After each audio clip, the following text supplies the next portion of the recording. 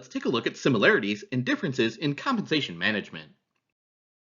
Sometimes different business units within the same corporation will have very different competitive conditions, adopt different business strategy, and thus fit different compensation strategy. The point is that strategic perspective on compensation is more complex than it first appears. Strategy refers to the fundamental directions that an organization chooses. An organization defines its strategy through the trade offs it makes in choosing what and what not to do. At the corporate level, the fundamental strategic choice is what business should we be in? At the business unit level, the choice shifts to how do we gain and sustain a competitive advantage in this business? At the function level, the strategic choice is how should total compensation help this business gain and sustain competitive advantage? The ultimate purpose, the so what, is to gain and sustain competitive advantage. A currently popular theory tells managers to tailor their pay system to align with an organization's business strategy. The underlying premise is that the greater the alignment or fit between the organization and compensation system, the more effective the organization. The innovator or innovation strategy stresses that new products and short response times are ideal to an organization's competitive advantage. A supporting compensation approach places less emphasis on elevating skills and jobs and more emphasis on incentives that are designed to innovate. The cost cutter, efficiency focused strategy stresses doing more with less by minimizing costs, encouraging productivity increases, and specifying in greater detail exactly how jobs should be performed. The customer focused business strategy stresses delighting customers and bases employee pay on how well they do that. Firms that cut costs would be said to follow a cost leadership strategy, while that seek to provide unique or innovative products or services at a premium price are said to follow a differentiation strategy. Conventional wisdom would be that competing on cost requires lower compensation, whereas competing through innovation is likely to be more successful with higher powered incentives and pay for performance. Most firms tend to have aspects of cost and innovation, and compensation strategies do not necessarily line up exactly with generic business strategy. But to do better than its competitors, a firm must consider how to fashion its own unique way of adding value through matching its business strategy and pay strategy. It also follows that when business strategy changes, pay systems should change also. It follows that a compensation strategy that supports a business strategy aligns with overall HR strategy. In research related to high performance work systems and HR strategy, there's an increasingly common basic theory of performance being used, referred to as AMO theory. In this equation, performance is specified to be a function of three factors: ability, motivation, and opportunity. In other words, the AMO logic is that HR systems will be most effective when employees can make an impact, have the chance to develop and grow, and when the compensation system motivates employees to use their abilities and act on them well. Compensation is the key to attracting, retaining, and motivating employees with the abilities necessary to execute the business strategy and handle greater decision making responsibilities. Compensation is also key to motivating them to fully utilize those abilities. As such, higher pay levels and pay for performance are often part of such a high performance work system. Compensation strategy and HR strategy are central to successful business strategy execution. Compensation strategy, HR strategy, and business strategy ultimately seek to decrease costs and increase revenue. Using the pay model, we can consider 5 strategic compensation choices. Objectives. How should compensation support the business strategy and be adaptive to the cultural and regulatory pressures in a global environment? Internal alignment. How differently should the different types and levels of skills and work be paid within the organization? External competitiveness. How should total compensation be positioned against competitors? What forms of compensation should be used? Employee contributions. Should pay increases be based on individual and or team performance, on improved skills, or changes in the cost of living, or and the business unit's strategy or performance? Management. How open and transparent should pay decisions be to all employees? Who should be involved in designing and managing the system? These decisions, taken together, form a pattern that becomes an organization's compensation strategy. All organizations that pay people have a compensation strategy. Some may have written compensation strategies for all to see and understand. Others may not even realize that they have a compensation strategy. Managers in all organizations make the five strategic decisions discussed earlier. Some do it with a rational, deliberative method, while others do it more chaotically, as ad hoc responses to pressures from external or even internal sources. But in any organization that pays people, there is a compensation strategy at work. Developing a compensation strategy involves four simple steps. The first step includes an understanding of the specific industry in which the organization operates and how the organization plans to compete.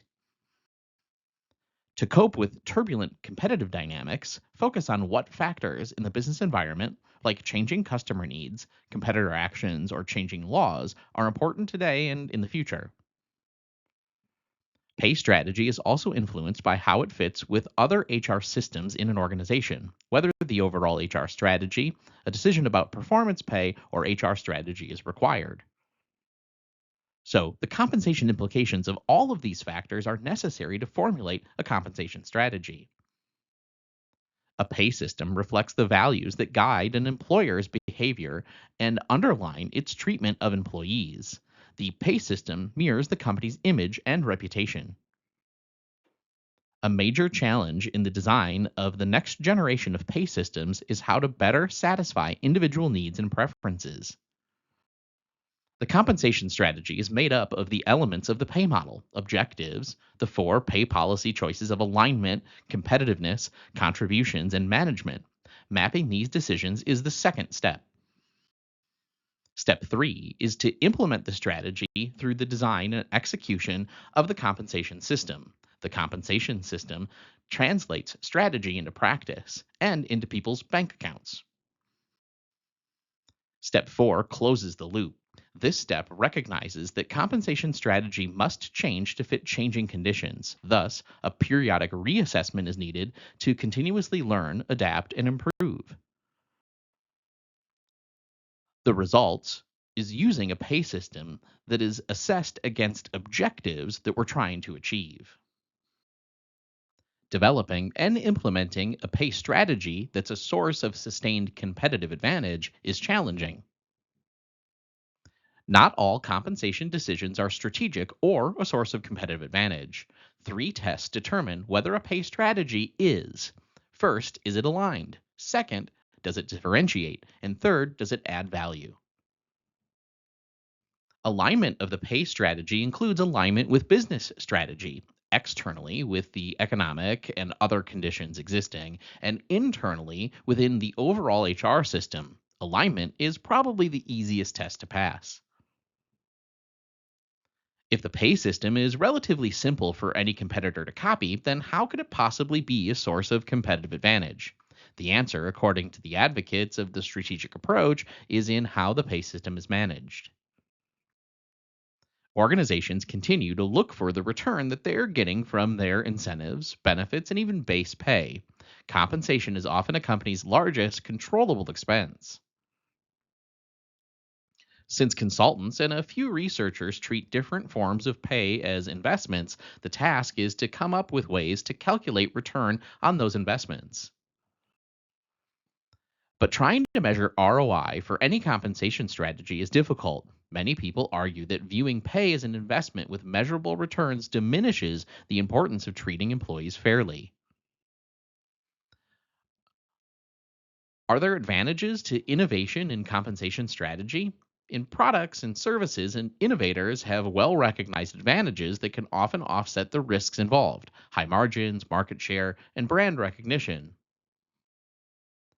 Whether those advantages are true in total compensation requires more study. A strategic approach to pay aligns pay decisions with organizational strategy to achieve competitive advantage.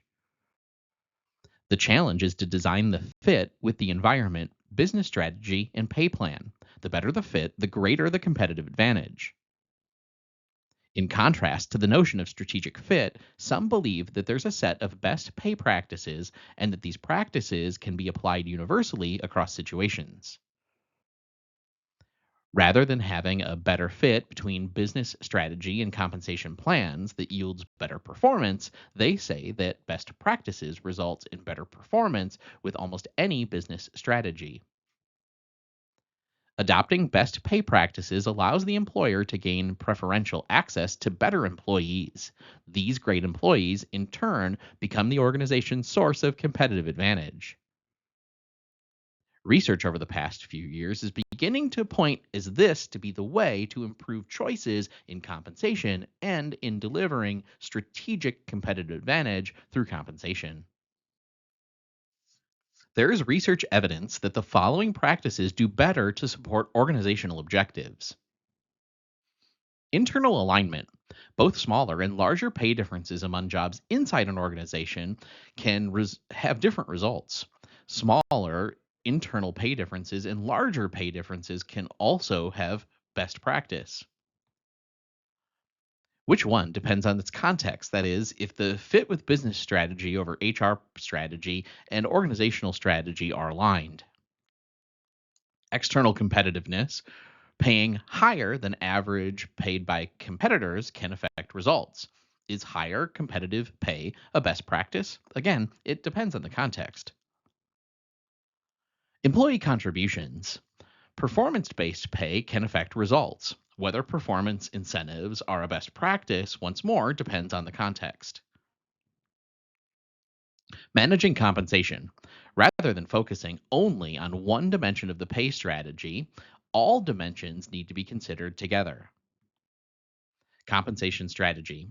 Embedding compensation strategy within the broader HR strategy affects results. Compensation does not operate alone, it's part of an overall HR strategy. Specific pay practices appear to be more beneficial in some contexts than others. So, best pay versus best fit does not appear to be a useful way to frame the question. A more useful question is, what practices pay off best under what conditions? A group of studies suggests specific conditions to look at when making strategic pay decisions.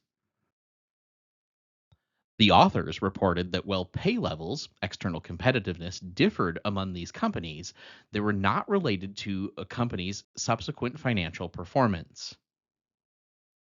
However, when combined with the differences in the size of bonuses and the number of people eligible for stock options, then pay levels were related to future financial success. Think of pay as a part of a circle. Performance based pay works best when there's success to share. An organization whose profits or market share is increasing is able to pay larger bonuses and stock awards. And paying these bonuses fairly improves employee attitudes and work behaviors, which in turn improves performance. The circle gains upward momentum. Employees receive returns that compensate them for the risk that they take.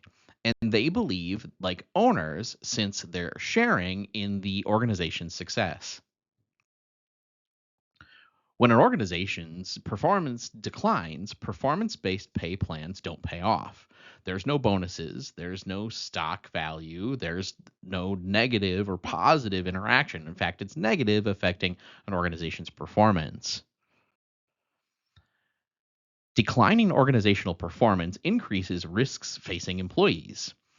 Unless the increased risks are offset by larger returns, the risk return imbalance will reinforce declining employee attitudes and speed a downward spiral. Unfortunately, we do not know what compensation practices can shift a downward spiral into an upward one.